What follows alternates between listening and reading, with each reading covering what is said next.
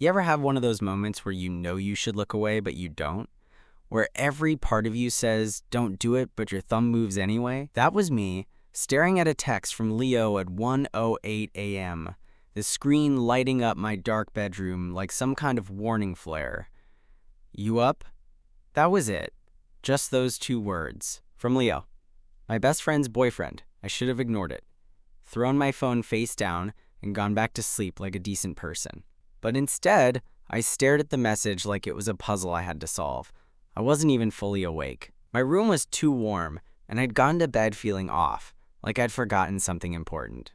I didn't reply, but I didn't put the phone down either. A minute later, another text came. Can we talk? That one made my stomach twist. Let me rewind for a second. I'm Josh, 26, work in marketing, live in a shoebox apartment in LA, and until recently, I thought I had my friendships figured out. My best friend Zach and I had been tight since college. He's the guy who'd get me through breakups, who'd stay on the phone for hours while I spiraled about my job, who once drove across the city just to bring me soup when I had the flu. He was also very recently in the honeymoon phase of dating Leo. Mr. Tall, handsome, and probably too perfect. I met Leo a few months ago. We were at some rooftop party Zach had dragged me to, and Leo was there, leaning against the bar like he was part of the furniture. The first thing I thought was, damn, that guy's hot. The second thing I thought, right after Zach introduced us, was, of course that's your new boyfriend. Because Leo wasn't just hot, he was charming, relaxed, confident in that quiet way that made you want to lean in closer. He shook my hand and held it just a second too long, and I remember the way he looked at me when Zach turned to grab drinks, like he saw something he wasn't supposed to see. But I didn't think much of it. I tried not to. People flirt, especially in LA.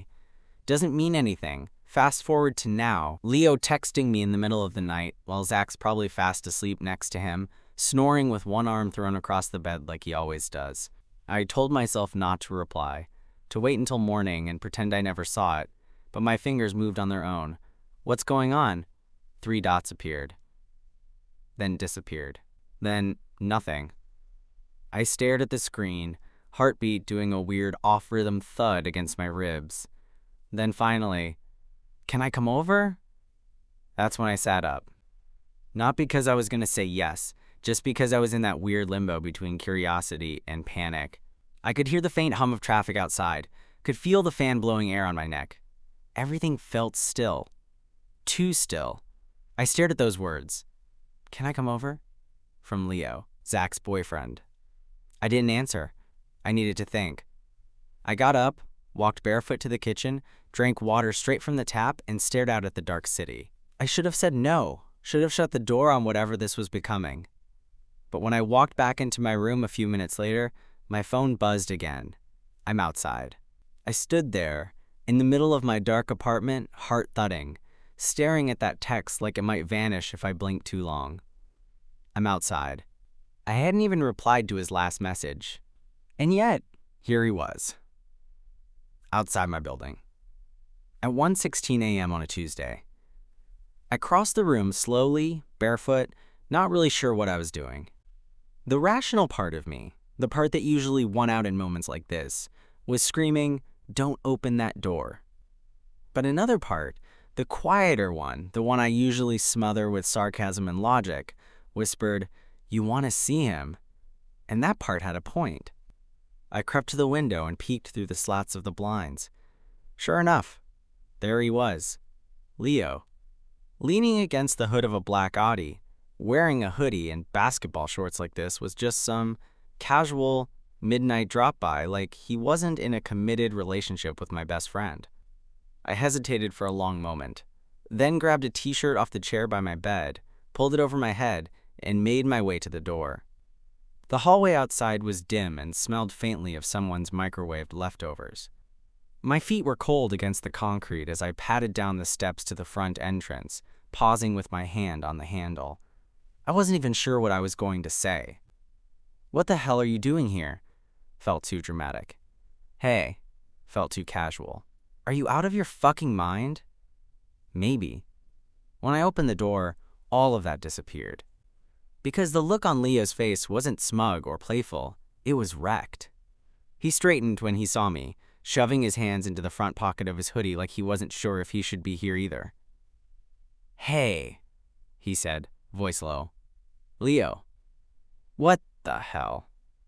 His eyes searched mine. "Can we talk?" I stepped outside, letting the door close behind me. We stood in the orange glow of the streetlight, the city humming softly around us. "Talk about what?" I asked, trying to keep my voice neutral, even as my pulse kicked into overdrive. He looked down, then back at me. I didn't know where else to go. "Zach's not answering his phone?"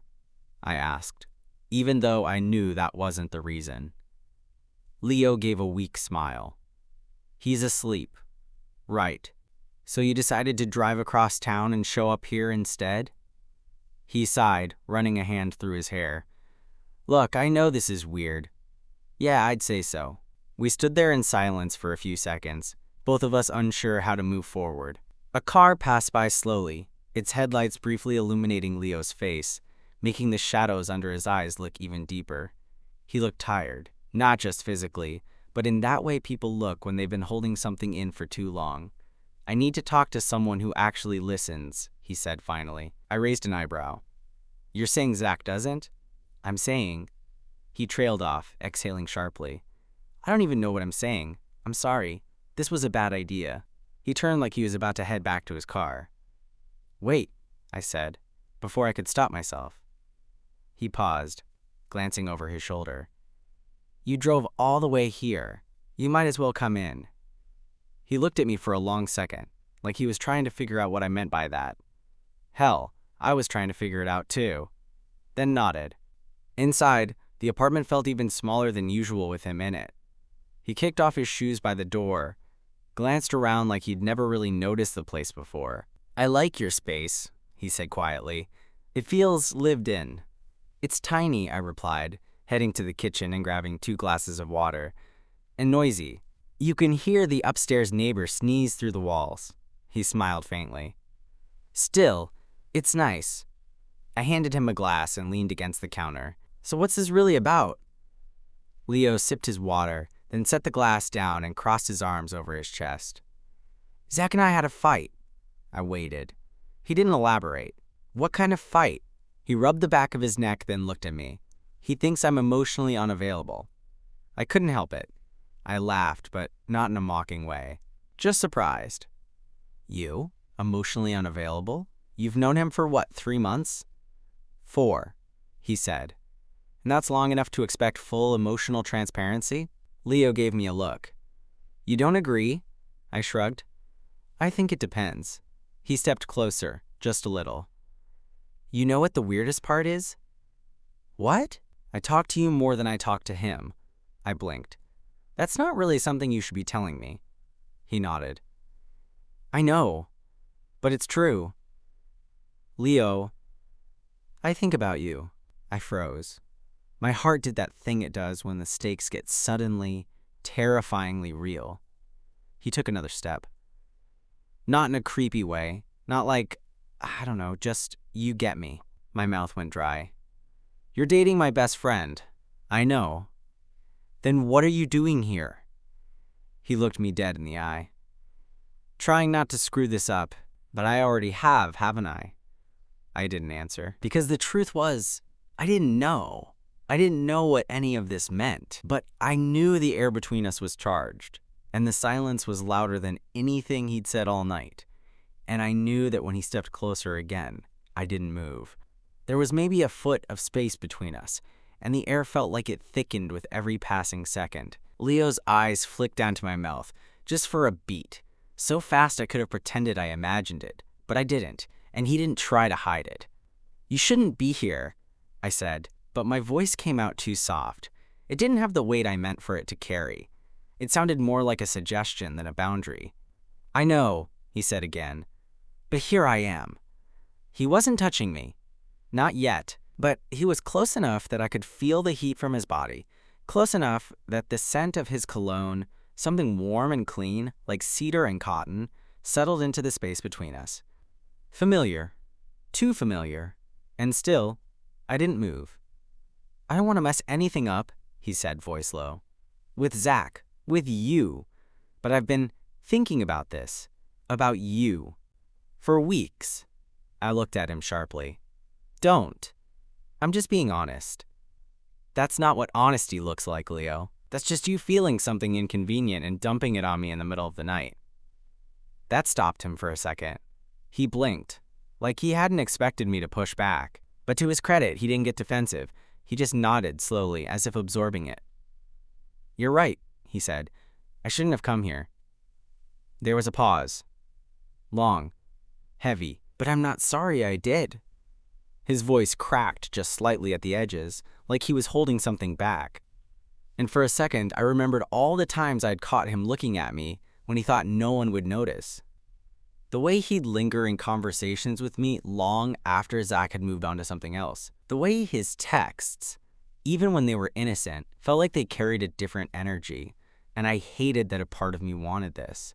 Because I did. As much as I wanted to be the good guy, the loyal friend, the line holder, a part of me had been waiting for the shoe to drop. And now it had. I don't get it, I said finally, shaking my head. Why me? You're with him. He's great. He's loyal. He's obsessed with you. Leo exhaled. I know. That's what makes this so F. He stopped himself, looked away, then back at me. I like Zach, he said. I really do. But it's different. He sees a version of me I wish I could be, and maybe I've been pretending to live up to that. But with you. He trailed off again, searching for the words. With you, I feel like I don't have to try so hard. I looked away, ran a hand through my hair, and paced to the other side of the living room just to get space. But he stayed where he was, hands still in the front pocket of his hoodie, watching me with that frustratingly open expression. Do you want to break up with him? I asked. The question landed with a thud in the silence between us. Leo hesitated. I don't know. That pissed me off more than if he'd just said yes or no. You don't know? I said, turning to face him. Then what do you expect from me right now? He looked genuinely torn, like he'd rehearsed everything except for that question. I didn't come here to, I don't know, hook up with you, he said. You just showed up at my apartment after midnight, told me you think about me more than your boyfriend, and stood so close to me I forgot how to breathe. But yeah, sure, no agenda. He winced. Okay, yeah, that's fair. We stood there, the tension stretching tight between us. Neither of us spoke for a while. Just the hum of the fridge and the distant sound of a siren a few blocks away. Finally, I said, you need to figure your shit out, Leo, not just for Zach. For yourself. I know. You don't get to unload your feelings on me and then go back to pretending everything's normal. I know. And whatever's going on with you and him, it doesn't involve me. It shouldn't involve me. He nodded slowly. I'll leave. He started toward the door, but then, as he passed me, he stopped. Right beside me, close enough that our arms brushed. I didn't turn to him. I couldn't. He didn't say anything either. Just stood there, like he was waiting for a sign, a cue. Then, softly, almost a whisper, he said, would you have wanted me if I weren't with him? My throat tightened. I didn't answer. I couldn't, but the silence said enough. He stood there another second, then opened the door and left. When the door clicked shut behind him, the silence in the apartment swallowed me whole. I stood there, still facing the spot he'd been standing in, like my body hadn't caught up to the fact that he was gone. My chest felt tight, like I'd been holding my breath for too long, and forgot how to let it go. I sat down on the edge of the couch, elbows on my knees, head in my hands. What the hell just happened? I should have felt angry, violated, betrayed on behalf of my best friend, but mostly I felt scrambled. My thoughts were a mess. Every time I tried to rewind the conversation in my head, I got caught on the way Leo had looked at me. Not the way someone looks at a mistake they're about to make. More like someone who finally admitted something they'd been burying for too long. And yeah, that terrified me. I didn't sleep that night. I lay in bed staring at the ceiling, the glow of my phone screen casting soft shadows as I cycled through every text, every interaction I'd ever had with Leo. The thing was, he was right. Somewhere along the way, we'd started talking more than he and Zach did. It hadn't seemed like a big deal at the time. He'd send me memes, random thoughts, questions about shows he knew I liked. At first, I'd brush it off as friendly banter, But then the messages got deeper. Stuff about his past, his fears, the kind of things you don't usually share with your boyfriend's best friend. I just never stopped it. Never drew a line. Because some part of me liked the attention. The next morning, I woke up to a message from Zach. Zach, yo, wanna grab lunch today? Leo's tied up with work. Haven't caught up in a bit. I stared at the text for a long time. My thumbs hovered over the keyboard before I finally typed back. Me? Yeah, sure. What time? We met at a little taco spot we used to hit back in college. Nothing fancy, plastic chairs, loud music, too much cilantro. But it was familiar, and that felt like a lifeline in that moment. Zach was already there when I arrived, sipping a horchata and people watching like he always did. He waved me over with a big grin. Dude, you look like hell, he said, half laughing. Did you even sleep? Not much, I muttered, sliding into the seat across from him. He raised an eyebrow. Work keeping you up? I hesitated. Something like that. We made small talk for a while. His job, my job, this new guy in his office who microwaved fish and was slowly driving everyone insane.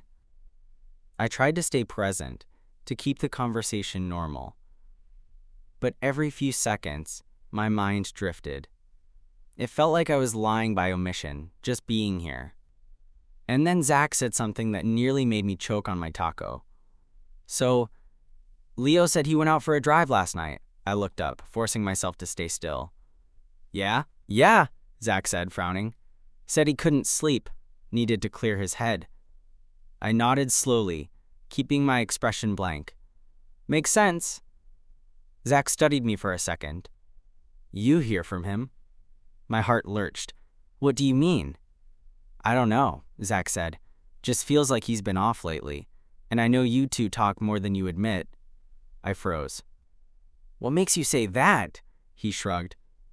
I see how he is around you. It's not a jealousy thing or anything. I just notice things. My mouth went dry. You think something's going on? Zach looked me dead in the eye. Should I? That question sat between us like a live wire. And I didn't know how to answer, not without breaking something I couldn't put back together. So I lied. No, I said, steady as I could manage. There's nothing going on. Zach looked at me for a long time. Then he nodded, like he'd made a decision. Good, he said, because I really like him. But I wouldn't hold on to someone who didn't want to be with me. I just want to know. I nodded. You deserve to. After lunch, we went our separate ways. He hugged me like usual, clapped my back, told me to stop working so much. And I walked home feeling like I had a cinder block sitting on my chest. Later that evening, I checked my phone again. Leo hadn't messaged me. But that didn't mean he wasn't on my mind. And when I opened my DMs to scroll through our last few conversations, I found one I hadn't noticed before, sent 2 days ago. It said, "Do you ever think about me when you shouldn't?" I never answered. Now, I wished I had. 2 days passed without a single word from Leo. At first, I told myself it was for the best. He needed space. I needed to clear my head. But the truth was, I checked my phone constantly, like some pathetic addict waiting for a hit. I kept opening our message thread, rereading old texts that now felt loaded in a way they hadn't before. I thought about blocking him just to create some artificial distance, but I couldn't bring myself to do it. Instead, I waited. Then, on Thursday night, it happened. Leo, can we talk? Just those 3 words again. No apology, no explanation. But still, my thumb tapped back almost automatically. Me, what about? There was a pause. A long one. Leo. In person. I stared at that text for a full minute. I knew what I should say. Something mature, clear, something like, I don't think that's a good idea. But what I did say was, me, come by after 9. It was just after 9:30 when he showed up. He looked tired. His eyes were darker than usual, like he hadn't been sleeping either. He was wearing the same gray hoodie from the other night. I stepped aside wordlessly and let him in. Neither of us said anything as he walked past me and into the living room. He didn't sit, just stood near the window, looking out at the city like he needed to warm up to what he was about to say. "I told Zach," he finally said. I blinked. Told him what? That I'm confused. That I haven't been honest with him. That I've been thinking about someone else. I felt like the floor tilted beneath me. "You told him it was me?" Leo shook his head. "No, not directly. I couldn't keep lying to him." I sat down slowly on the arm of the couch, my legs suddenly too shaky to trust. "What did he say?" "He was quiet," Leo said. "He asked me if I wanted to end things. And I told him I didn't know."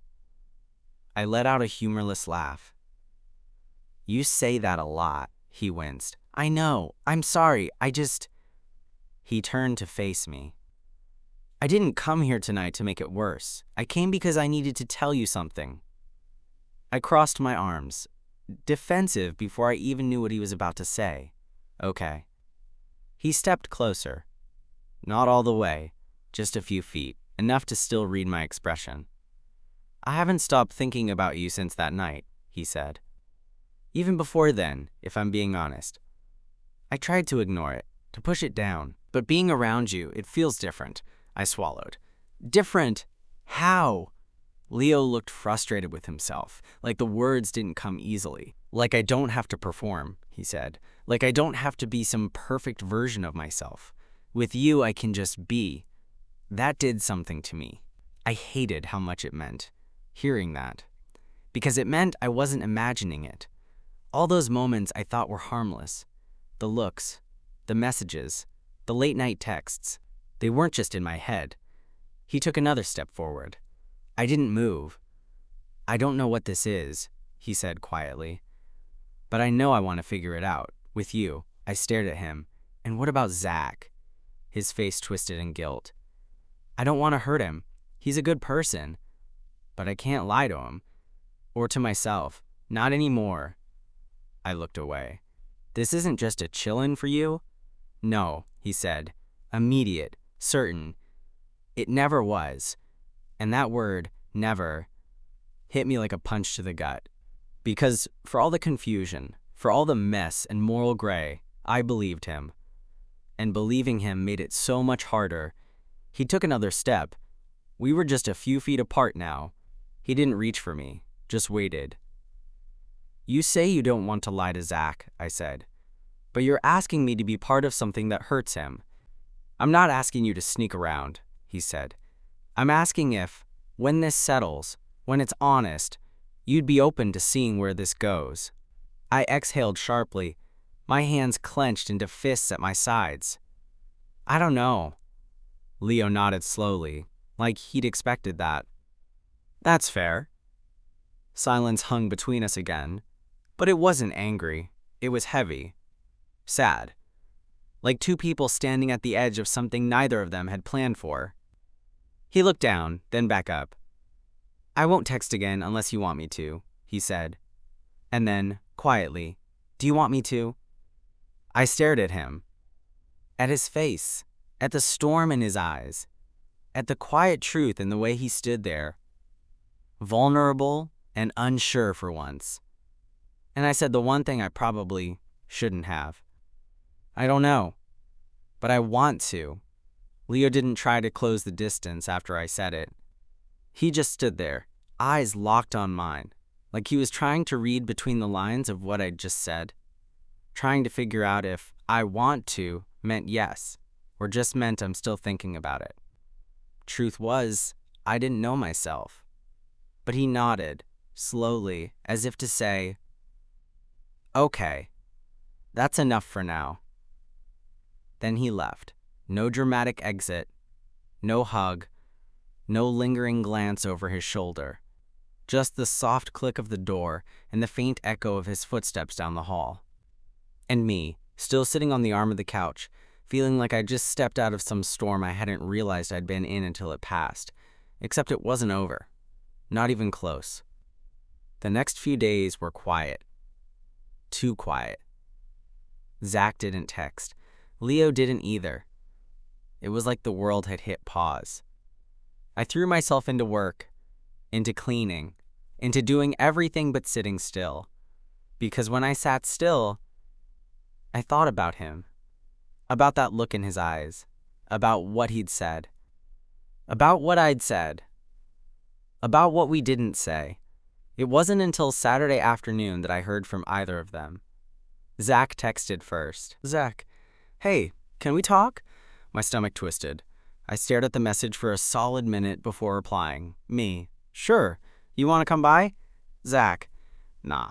Meet me at the coffee shop. He meant the one 2 blocks from my apartment. The one where we used to plan our weekends and rant about everything from work to dating to whatever show we were binging at the time. Felt fitting. He was already there when I arrived, sitting outside with 2 iced coffees. Mine already ordered, just how I like it. Old habit. I sat down, my pulse already spiking. He didn't smile, but he didn't look angry either. Thanks for coming, he said. Of course. He took a slow sip of his drink, then set it down. So, he started. I had a long talk with Leo. I didn't speak, just nodded. He said he's been confused, that he hasn't been honest with himself, that he didn't want to keep leading me on. I exhaled, my chest tight. I'm sorry. Zach looked at me then. Really looked. Are you the one he's been thinking about? I didn't answer right away, because anything I said would sound like a confession. And maybe that's what it was. Zach nodded like he already knew. I figured. Zach. He held up a hand. I don't want the apology. Not yet, anyway. I shut my mouth. He leaned back, watching people pass on the sidewalk for a second, then looked back at me. I just want to know something, he said. Did anything happen between you two? The question hit like a hammer, and I could have lied. Could have said, no, not really, or nothing physical, or it was just a conversation. But I didn't, because the look on his face didn't want half-truths. It wanted the gut punch. So I gave it to him. He kissed me, I said. Quiet, honest. That night he went for the Go-Tactor drive, he came to my place, and he kissed me. Zach didn't flinch, didn't yell, didn't throw his drink in my face, though part of me thought he might. He just looked at me for a long moment, then said, okay. That's not okay, I said quickly. I didn't plan for it. I didn't want to hurt you. I know, he cut in, but it still happened. I nodded. Yeah, it did. He looked down at his hands. I loved him, you know. I swallowed hard. I know. And I still do, but I'm not going to compete with someone who's halfway out the door. I don't want this to be the thing that ends us, I said, my voice cracking. He looked at me again, softer this time. I don't either, but it's going to take time. I get that. He stood up, grabbing his drink. Just be careful with him, okay? Don't be his next detour. Make sure you're not just the next escape route. Then he walked away, and I sat there with my untouched coffee, wondering if I deserved his grace, wondering what the hell I was supposed to do with it. That night, Leo texted again. Leo, he knows. Me, I know. He told me. Leo, are you okay? Me, not really. You? Leo, no, a pause. Then, Leo, can I come over? And this time, I didn't hesitate. He showed up an hour later. He looked exhausted, like he hadn't eaten, hadn't slept, hadn't stopped thinking for days. I let him in. He didn't speak right away, just stood in the doorway, looking at me like he wasn't sure if he should be here, like he didn't know if he deserved to be. I heard him, he said. I hate that I did that. I know, but I don't regret coming here. I nodded, and then, for the first time, I stepped forward. I put a hand on his chest, just over his hoodie. I could feel his heart pounding. He looked down at me, eyes uncertain, like he was waiting for permission. I gave it to him. He kissed me again. Slower this time, not rushed or desperate like before, and this time, I kissed him back. I wish I could say the kiss fixed everything, that it made things make sense, that it turned the mess into clarity. But that would have been too easy. Leo's lips on mine were warm, slow, unsure at first. He kissed like someone who'd been waiting to do it, but wasn't sure if he was allowed. I let him.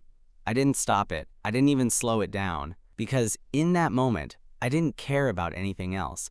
Not Zach, not what this meant, not what would come next. It felt good, it felt real, and it felt dangerous. He didn't stay the night. After we'd kissed, and it went beyond that, but not all the way, not yet, he pulled away and sat down on my bed like the air had been knocked out of him. "I don't want this to be another mistake," he said, staring at his hands. "I don't either." He nodded, slowly, like we were both trying to believe it. We talked a little after that. Not about Zach, neither of us had the energy for that conversation, but about us, what this was, what it might be. I asked him what he wanted. He said he didn't know, but he wanted to try. I asked him what that meant. He said, "I want to see where this goes, for real. Not in the shadows, not behind anyone's back. I want to do it right." And when he left around midnight, he kissed me on the forehead before he walked out. The next morning, I woke up to a text from Zach. "Zach, I told my mom we broke up." She asked if I cheated. I told her no. Funny, huh? I stared at it for a while, not knowing how to respond. I typed, deleted, typed again, then finally sent, "Me. I'm sorry." He didn't reply. I couldn't blame him. Leo and I didn't talk for a couple days after that. I think we were both too afraid of what to do next, how to go from something happened to we're doing this. But then Thursday night rolled around, and there was a knock at my door. No text, no warning, just the soft knock that made my chest tighten. I opened the door and found Leo there, holding a pizza box and a six-pack of beer. "I didn't know if you'd be home," he said. "I'm always home," I said. He gave a half smile. "I figured." We sat on the couch, legs pressed together, eating pepperoni slices and drinking warm beer like it was a college reunion. It was easy, too easy, which made it dangerous again. Halfway through a second beer, he looked at me and said, "I told him everything. Finally." I froze. "Zach?" "Yeah, all of it. The kiss, the feelings." "You." I didn't say anything at first. I just looked at him. "And?" He didn't yell. He didn't even look surprised, Leo said. He just said, "Thanks for finally being honest." I winced. "That's so much worse than yelling." Leo nodded. "Yeah, I think that's what made it real." We were quiet for a while after that, just the sound of the TV humming in the background. Then he said, "He told me not to waste your time." I looked over. "What?" He said, "If I'm going to do this, if I'm going to be with you, not to mess it up." That sat between us for a long time. "You still don't know what you want?" I asked. Not bitter, just tired. He shook his head. "No, I know now. And I want you." I didn't say anything right away. I just watched his face. I looked for hesitation, for guilt, for anything that said this was another detour, another attempt to feel something in the wreckage. But there was none. So I reached for his hand. I laced my fingers with his. And for the first time in weeks, the silence between us didn't feel dangerous. It felt calm. But peace doesn't last long in real life, especially when it comes at someone else's expense. Because the next morning, I opened Instagram and saw a story Zach had posted. It was a black screen with white text, just one sentence. "Funny how some people say they love you and still find their way into someone else's bed." No tags, no names, but we both knew exactly who it was for. Leo saw it too. He texted me less than a minute after I saw it. "Leo, I didn't expect him to forgive me, but seeing it like that still hurts." "Me, I get it, Leo. You still okay with this?" I stared at that message because I wasn't sure I was.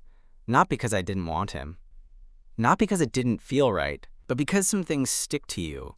Guilt, regret, the damage left in your wake, and even when you clean it up, you never forget the mess you made. Still, I typed, me. I want to try.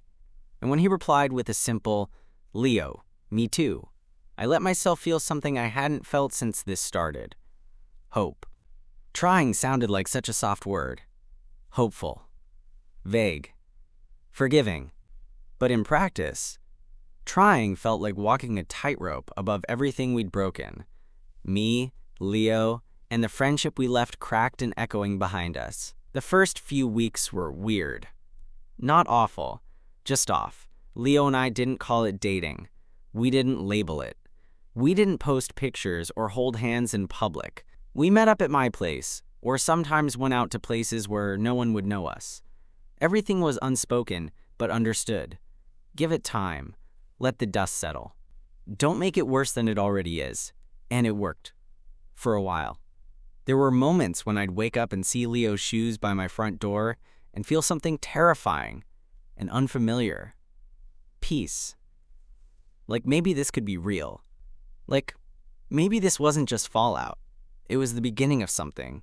But then there were other moments too. Moments where I'd see Zach's name come up on social media and feel that stab of something I couldn't fully name. It wasn't just guilt. It was absence. The shape of something I'd lost, still taking up space. Leo never asked me to stop thinking about him. But he could feel it. I know he could. One night, a month after everything, we sat on my balcony drinking the last of a cheap bottle of wine. Leo had his head on my shoulder, legs draped over mine, the city humming quietly below us. "You ever miss him?" he asked. It was out of nowhere, no warning. But I didn't lie. "Yeah," I said, not in a what-if way, just in a he was my friend for a long time way. Leo nodded, slowly. "Me too." That sat between us for a while. Then he said, "Do you think he'll ever talk to us again?" I didn't answer. Because that part, I really didn't know. The last time I saw Zach in person was at a mutual friend's birthday party. I hadn't planned on going, and honestly, I don't think he had either. But we both showed up. And the second we locked eyes across the room, time seemed to pause. He didn't look angry. He looked better, honestly. Clear-eyed. Comfortable in his own skin again. I stayed on my side of the room. He stayed on his. But at one point, when we crossed paths on the way to the bar, he looked at me and said, "Hey." I said hey back. And that was it. No apology, no accusation, no second chances. Just two people who had lived through something hard and walked away with different scars. That moment stayed with me longer than I expected. Because sometimes closure isn't a big dramatic conversation. Sometimes it's just a look, a nod, a quiet we made it through. Leo and I moved in together 6 months later. It wasn't romantic, not at first. It was practical. He was tired of his lease, and I had space. But it felt right. And by then, trying had turned into, this is real. We argued, sometimes. About groceries. About laundry. About how I left my laptop charger in the kitchen again, and how he always left the bathroom light on. We were human. Flawed. Figuring it out in real time. But we were also something I hadn't had in a long time. Solid. And sometimes, that's enough. Sometimes, that's everything. I think about the night he first texted me, "You up?" And how I could have just ignored it. Could have never opened the door. Could have sent him back home with no answers, no kiss, no beginning. But I didn't. And now, on nights when we both fall asleep on the couch, some dumb sitcom playing in the background, his head resting against my chest, I think about all the things that had to break for us to find this version of each other. Was it messy? God, yes. But was it worth it? Yeah, it really was.